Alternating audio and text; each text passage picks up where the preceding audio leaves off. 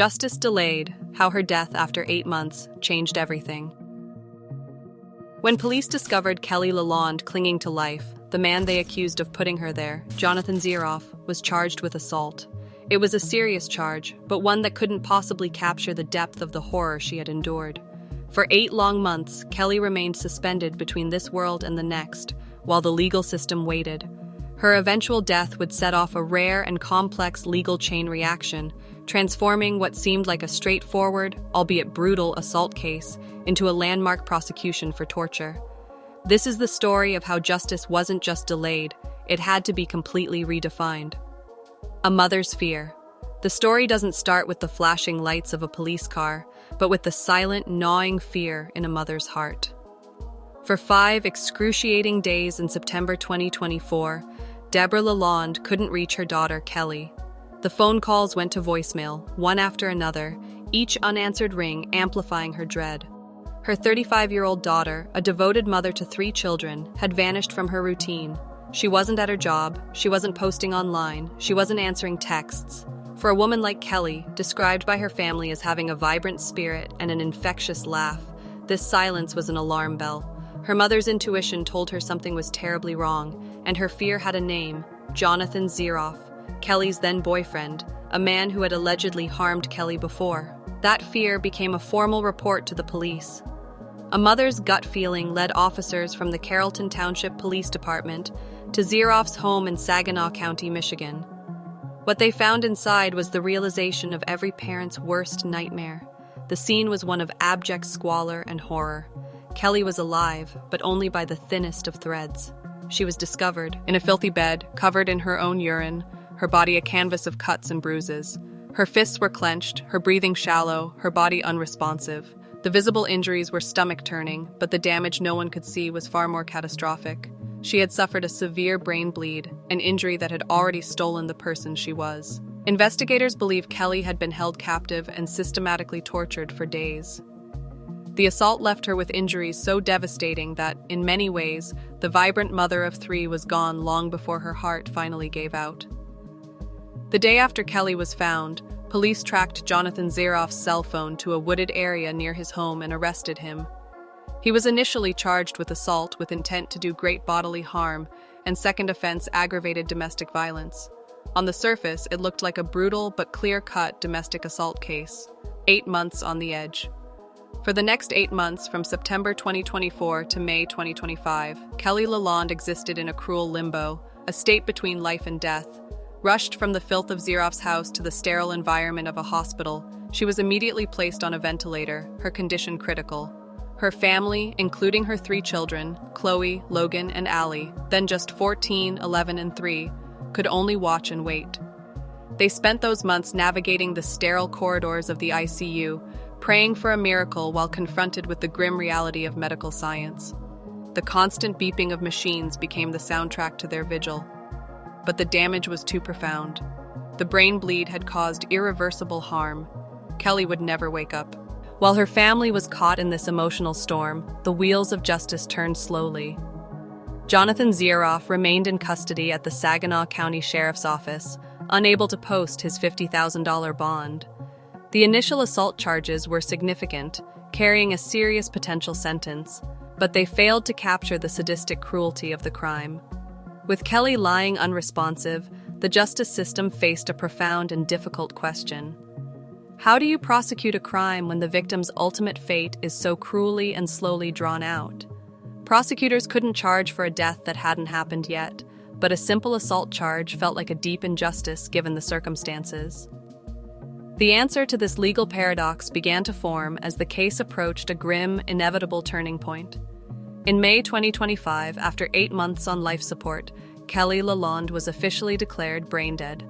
This wasn't just a devastating medical update for her grieving family. It was the critical legal moment the prosecution had been waiting for. With Kelley now legally considered deceased, the entire foundation of the case was about to shift. This was no longer just about assault. It was about to become a case centered on one of the most severe charges in the criminal code: torture. A rare and difficult charge. Just days before Kelley passed away, as she lay brain dead in her hospital bed, prosecutors in Saginaw County made an audacious and highly unusual legal move. They formally requested that the existing charges against Zerof, assault and domestic violence, be dropped entirely. This wasn't a surrender, it was a calculated, strategic reset. The court agreed, dismissing the original case in the best interest of justice. In the very same breath, prosecutors filed a new, far more severe warrant in Saginaw County District Court, a single count of torture. The charge of torture is not one that prosecutors use lightly. In Michigan, the law is very specific. It requires proving that a person who has custody or physical control over another acted with the specific intent to cause cruel or extreme physical or mental pain and suffering. The law defines cruel as brutal, inhuman, sadistic, or that which torments. This charge, which carries a potential sentence of life in prison, is reserved for the most depraved and sadistic crimes. It elevates the crime from a physical act of violence to a psychological one, focusing on the intent to inflict agony over time. Prosecutors now face the monumental challenge of proving Zerof's state of mind. They had to build a case demonstrating that his actions weren't just a reckless, violent outburst, but a deliberate and sustained campaign of cruelty. The task was immense.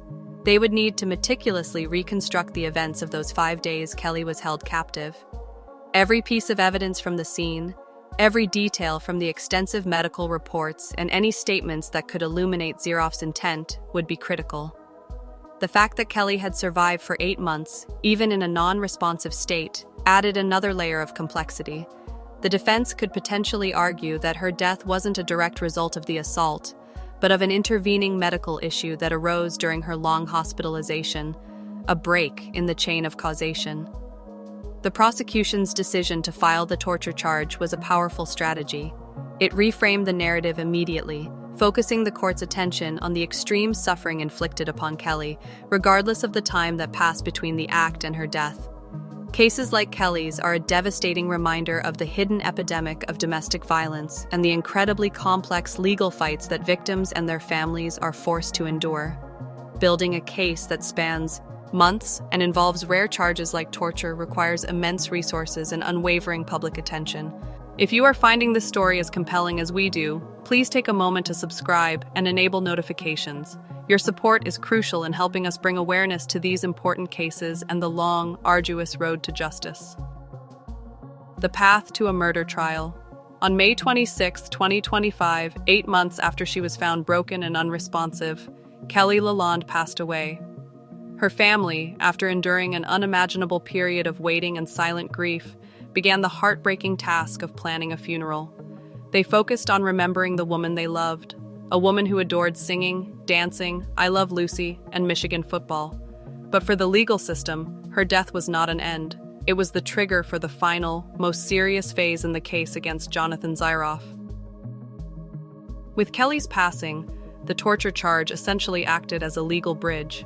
It was a placeholder for what prosecutors had been strategically waiting for all along: the ability to file a murder charge.